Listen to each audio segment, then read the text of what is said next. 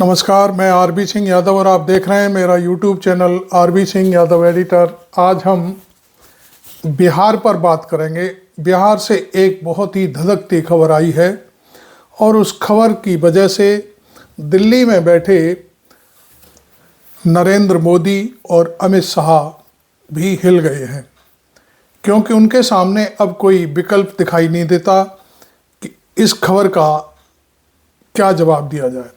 खबर क्या है वो मैं आपको बता दूं, तो पहले मेरा चैनल सब्सक्राइब कर लीजिए आप, और वीडियो को आप लाइक भी कर लीजिए। दो चीज़ें ऐसी हैं, इसमें कोई पैसा नहीं लगता, इसलिए ये काम पहले करिए और उसके बाद फिर मेरी पूरी कहानी मैं आपको सुनाता हूँ। आज नीतीश कुमार के बेटे निशांत कुमार, जिन्होंने पिछले 20 साल से, जब से नीतीश कुमार चीफ मिनिस्टर हैं बिहार में, तब से लेकर अब तक कुछ भी नहीं बोला, कभी सामने नहीं आए, कैमरे पर फोटो तक नहीं देखी, वीडियो तक नहीं देखा, कहीं सोशल मीडिया पे उनका फ़ोटो वायरल नहीं हुआ। लेकिन आज वो कैमरे पे आए और उन्होंने एनडीए को, खासतौर पर अमित शाह को और नरेंद्र मोदी को सीधे एक संदेश दे दिया कि मेरे पापा को चीफ मिनिस्टर घोषित करिए अगले चुनाव के लिए। बस ये छोटा सा एक लाइन का बयान इतना तेजी से वायरल हुआ कि बिहार से दिल्ली पहुंचने में सेकंड लग गए। चारों तरफ एक ही बात, निशांत ने ये क्या बात कह दी।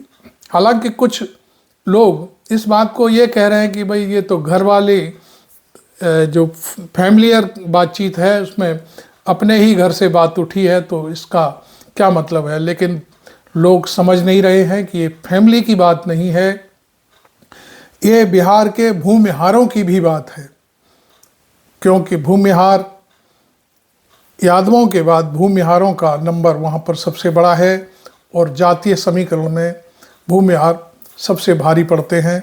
नीतीश कुमार भूमिहार हैं और उसी जाति से आते हैं। अब बहुत सी चीज़ें ये भी सामने आ रही हैं कि नीतीश कुमार 2 दिन पहले जब भागलपुर के मंच पर थे तो उनको ये लग रहा था कि प्रधानमंत्री नरेंद्र मोदी उनको सीएम का कैंडिडेट घोषित कर जाएंगे अगले चुनाव के लिए। लेकिन नरेंद्र मोदी भी बहुत चतुर खिलाड़ी हैं, उन्होंने ऐसा कुछ भी नहीं कहा कि नीतीश कुमार के पल्ले पड़े। मोदी ने कहा नहीं, नीतीश ने सुना नहीं।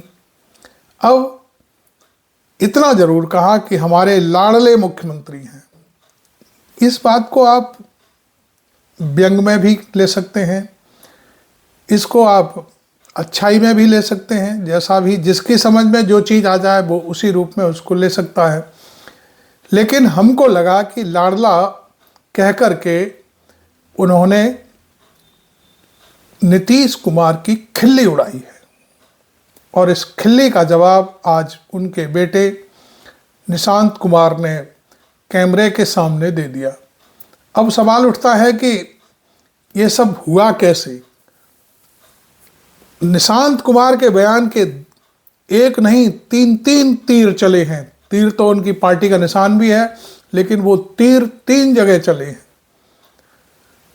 आज निशांत कुमार की माँ की क्या कहें, जन्मदिन की शायद वर्षी थी, उस पर एक कार्यक्रम था। उससे पहले कल से एक बैनर जनता दल यूनाइटेड के जो कार्यालय है पटना में, उस पर लगा हुआ था, बहुत बड़ा बैनर। उस पर लिखा हुआ था, जनता करे पुकार, निशांत कुमार आओ। तो ये बैनर देखिए, मैं समझता हूँ कि जनता दल यूनाइटेड की सहमति से लगा, या नीतीश कुमार जी की सहमति से लगा, या किसी और की सहमति से लगा। यदि नीतीश कुमार नहीं चाहते और जनता दल यूनाइटेड नहीं चाहता कि ये बैनर लगे, तो लगने के 1 घंटे बाद उस बैनर का पता नहीं चलता वो कहाँ चला गया। लेकिन कल बैनर लगा, आज निशांत कुमार पटना कार्यालय आए और वहाँ पर प्रेस, आपको मालूम ही है कि भाई चीफ मिनिस्टर की पार्टी का दफ्तर है, तो निश्चित तौर पर प्रेस वहाँ रहती है। और प्रेस ने बातें की और बातों ही बातों में ये बात निकल कर के आई कि भागलपुर में आपके फादर को सीएम का कैंडिडेट घोषित नहीं किया, क्या आप बीजेपी के साथ मिलकर के चुनाव लड़ेंगे। ये सारी चीज़ें हुई, लेकिन निशांत कुमार, मैं समझता हूँ उनको पॉलिटिकल अनुभव तो था नहीं, लेकिन उन्होंने अपने दिल की बात जो थी वो कैमरे के सामने रखते हुए कह दिया कि मैं डिमांड करता हूँ, मेरी मांग है कि नरेंद्र मोदी और अमित शाह साहब मेरे पापा को अगला चीफ मिनिस्टर का कैंडिडेट घोषित करें सार्वजनिक तौर पर। ये जब बयान वायरल हुआ तो पूरी कान खड़े हो गए। जेपी नड्डा जो भारत सरकार के स्वास्थ्य मंत्री भी है इस समय, और वो पटना के दौरे पर थे। आपको मालूम है कि बिहार में अगला चुनाव होने वाला है 5-6 महीने बाद, 8 महीने मान लीजिए, और उससे पहले सब पार्टियां अपनी धरती बना रही हैं, ज़मीन पर जाकर अपनी बातें कर रही हैं। तो परसों नरेंद्र मोदी गए थे, शायद परसों नहीं 24 को, और आज जेपी नड्डा पहुँचे हैं। नीतीश कुमार ने तत्काल जेपी नड्डा से मुलाकात की, उनको किसी कार्यक्रम में थे, सरकारी कार्यक्रम में, लेकिन कार्यक्रम शुरू होने से पहले ही उन्होंने फूल गुलदस्ता दिया, उनसे बातें की। अब आप जानते हो कि इस मुलाकात के मायने क्या होते हैं। मुलाकात कोई आपसी जो बातें होती हैं वही होती हैं, लेकिन इस समय ये भी उनको ये भान कराना था कि बेटे ने जो बात कही है उस पर गौर किया जाए और तत्काल प्रेस कॉन्फ्रेंस बुला करके मुझे सीएम का कैंडिडेट घोषित किया जाए दोनों पार्टियों की तरफ से। यही बात हुई होगी और इससे ज़्यादा कुछ नहीं। आपको मालूम है कि नीतीश कुमार जब अगले सीएम की बात होती है तो अमित शाह कह देते हैं कि ये तो सारी चीज़ें पॉलिसी मेकिंग की हैं और इस प्रेस के मंच पर आकर के हम इस तरह की बातें नहीं करते। तो वो टालने की बातें हैं कि अभी कुछ नहीं होना। अच्छा, आपको मालूम है कि महाराष्ट्र में क्या खेल हुआ था। महाराष्ट्र में पहले पार्टी तोड़ी गई, फिर उसको सीएम बनाया गया और उसके बाद पार्टी अलग अलग चुनाव लड़ी और उसमें जाकर के जो अभी जो सरकार है उसमें उनको शिंदे को एक बगल कर दिया गया।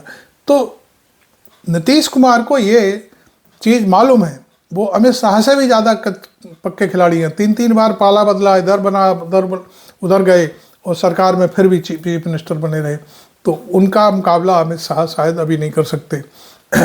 अब सवाल उठता है, 2-3 बातें हैं जो मैंने 2-3 तीर की बात कही थी।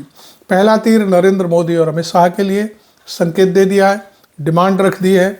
अब वो क्या करेंगे वो जाने, ये तो भविष्य की बातें हो गई। दूसरा तीर जनता दल यूनाइटेड के लिए भी है।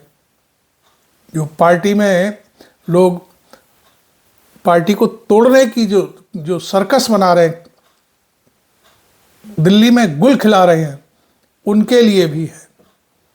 इस बयान के जरिए नीतीश कुमार ने बेटे को प्रोजेक्ट कर दिया है और ये आज पूरी, मैं समझता हूँ पूरे देश की जो मीडिया है उसमें चर्चा का विषय है। यूट्यूबर तो बहुत ज़बरदस्त तरीके से इस पर व्याख्या कर रहे हैं।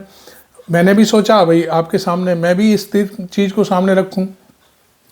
तो जनता दल यूनाइटेड के जो 2-3 धड़े हैं वहाँ पर, उनको भी ये संकेत है कि अगला जनता दल यूनाइटेड का ये सर्वे सर्वा सामने आ चुका है। नीतीश कुमार यदि रिटायर होंगे तो निशांत कुमार जनता दल यूनाइटेड की कमान संभालेगा। आप जानते हैं कि जो भी पार्टी होती है उसमें जो लीडर होता है उस लीडर की जो वोट बैंक होती है वो बहुत ज़्यादा होती है, उसी के सहारे पार्टी चलती है। बाकी लोग तो इधर से उधर से आकर के अपने शामिल हो जाते हैं और अपनी अपनी जाति का वोट ला करके जो मजबूत जो पार्टी अध्यक्ष होता है उसके वोट के सहारे जीत कर आ जाते हैं। कुछ लोग सपना देख रहे थे कि हम पार्टी तोड़ देंगे, नीतीश कुमार ने पाला बदला तो, और अलग से सरकार को नहीं गिनने देंगे, केंद्र की सरकार को। लेकिन अब वो सारी चीज़ें एक किनारे हो गई। अब कोई पार्टी तोड़ने की हिम्मत भी नहीं करेगा, क्योंकि निशांत कुमार ने आकर के कमान संभाल लिए, निश्चित तौर पर संभाल लिए। तो 2 तीर तो ये हो गए, दोनों तीर घायल हो गए। तीसरा तीर लालू यादव के घर की तरफ है। उनकी तरफ ये है कि आप हमारे लिए आपके दरवाजे खुले हुए हैं, हम आपके यहाँ कभी भी आ सकते हैं। आपको मालूम है, जनता दल यूनाइटेड और आरजेडी के भीतर से जो हमको खबरें प्राप्त हुई हैं, उस पर हम बात कर लेते हैं थोड़ी देर। जो तीसरा तीर है उसको लेकर के मैं व्याख्या कर रहा हूँ। सवाल यह है कि यदि मोदी और शाह ने अगले चीफ मिनिस्टर के रूप में नीतीश कुमार को अपना प्रत्याशी 2-4-10 दिन में घोषित नहीं किया, तो निश्चित तौर पर नीतीश कुमार ज़्यादा वेट नहीं करेंगे, ये मान लीजिए। क्योंकि जनता में अपनी बात कहने के लिए, स्पष्टीकरण देने के लिए भी समय चाहिए। तो 3-4 महीने का समय है, उसमें वो जो कुछ भी कहेंगे कह सकते हैं। बाकी चीज़ें यह है कि बीजेपी के पास कोई ऐसा कैंडिडेट नहीं है। वैसे तो आपको साफ साफ कर दूं कि बीजेपी कभी कैंडिडेट नहीं देखती। बीजेपी ऐसे जो सड़े हुए से लोग होते हैं, क्या सड़ा नहीं कहेंगे, सॉरी, एक तरह से जिनको कोई नहीं जानता, वहाँ से उठा करके ला कर चीफ मिनिस्टर बना देती है। आपको मालूम है, 3 राज्यों की कहानी आपके सामने है। राजस्थान में भजन लाल हैं, मध्य प्रदेश में डॉक्टर मोहन यादव हैं, एक रेखा गुप्ता है दिल्ली में, और चौथा एक खट्टर साहब थे, एक और अब के कोई सैनी बन गए हैं, वो हैं। तो इस तरह से वो ऐसे लोगों को लाती है जो सरकार में हवाई जहाज और हेलीकॉप्टर में तो घूमते रहें, लेकिन उनकी जो कमान है, जो डोर है, लगाम जिसको कहते हैं, वो दिल्ली में बैठ के चलती रहे। तो ये सब चारों तरफ जो भी सरकारें चल रही हैं वो उसी टाइप से चल रही हैं। खैर, मैं आपको बता दूं कि बीजेपी के पास अभी कोई ऐसा कद्दावर आदमी नहीं है जो कुछ सीटें उनके नाम पर निकाली जा सकें। तो हो सकता है कि बीजेपी कैंडिडेट घोषित भी कर दे।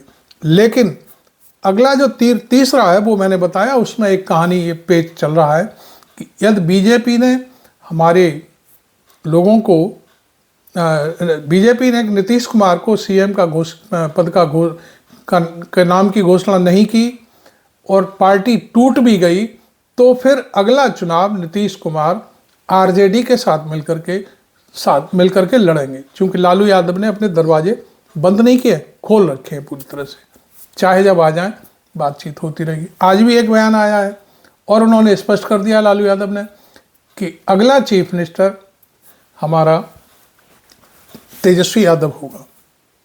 ये बहुत बड़ी बात है। लालू जब बोलते हैं तो नाप तोल करके बोलते हैं। मैं समझता हूँ उनकी बोली भाषा को ना तो मोदी समझ सकते हैं ना कोई और समझ सकता है।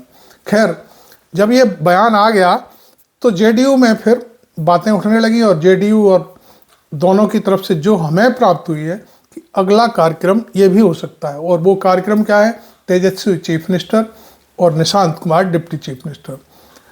लालू यादव भी रिटायर हो गए, नीतीश कुमार भी रिटायर हो गए। इस रिटायरमेंट के जरिए वो अपनी नई पीढ़ी को बिहार की जनता के सामने सेवा के लिए पेश करने की, इस तरह की एक कहानी चल रही है। और ये कहानी यदि चल गई तो भारतीय जनता पार्टी जन्म जन्मांतर तक पटना में अपनी सरकार कभी नहीं बना सकती। ये मैं लिख करके भी दे सकता हूँ, और चाहे तो आप ये वीडियो मेरा रिकॉर्ड में रहेगा यूट्यूब पर, आप कभी भी देख लेना। आप मुझे कुछ भी कह सकते हैं, कैसा भी कह सकते हैं। तो ये सारी चीज़ें मैं आपको इसलिए बता रहा था कि आज जो कुछ भी हुआ है, निशांत कुमार एक नए हीरो के रूप में बिहार में पनप के खड़े हो गए, तन के खड़े हो गए।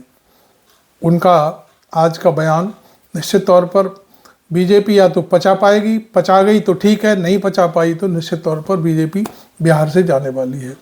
क्योंकि अब एक चीज़ और है, मैं आपको बता दूं कि निशांत कुमार या डिप्टी सीएम और तेजस्वी सीएम के पद की बातें नहीं चल रही हैं, तो जो इंडिया गठबंधन है वो एक और तैयारी में बैठा हुआ है। ऐसा एक बिहार के हमारे साथी पत्रकार हैं, हमारे प्रेस के ही, उन्होंने मुझे बताया कि इंडिया गठबंधन कुछ भी करने के लिए तैयार है। हमने पूछा क्या कारण है इसका, तो उन्होंने कहा कि देखिए, सबसे पहले हरियाणा, उसके बाद महाराष्ट्र और उसके बाद दिल्ली, राजस्थान, मध्य प्रदेश पहले हो गए। इन 4-5 राज्यों में बीजेपी ने अपनी सरकारें बना ली। विपक्ष पूरी तरह से इन 4-5 राज्यों में साफ हो गया। तो विपक्ष ये चाहता है कि कोई भी हो, सरकार तो इंडिया गठबंधन की होगी, हम हर चीज़ के लिए तैयार हैं। कहने का अर्थ आरजेडी भी तैयार है, कांग्रेस भी तैयार है, सीपीएम भी तैयार है, जो जितने भी वामपंथी धड़े हैं वो सब तैयार हो जाएंगे कि भाई नीतीश जी एक बार फिर आप लड़ लो इंडिया गठबंधन की तरफ से सीएम के दावेदार के रूप में। तो निश्चित तौर पर ये एक बड़ा खेल भी हो सकता है। तो खैर, आपको मैंने ये सारी बकलोली सुनाई, आपको कैसी लगी? आप जब भी आप देखें मेरा पूरा वीडियो तो ये ज़रूर लिखें कि आप देख कहाँ से रहे हैं, मुझे पता चले कि मेरा वीडियो पूरे देश में कहाँ कहाँ से देखा जाता है और मुझे कौन कौन लोग पसंद करते हैं। लाइक करें, लाइक का भी मुझे पता चल जाता है किसने लाइक किया। और सब्सक्रिप्शन करना बिल्कुल ना भूलें, क्योंकि इसमें कोई खर्चा नहीं है। खैर, मैं ये वीडियो बस यहीं समाप्त करते हुए आपसे विदा लेता हूँ। Thank you very much. मैं आरबी सिंह यादव।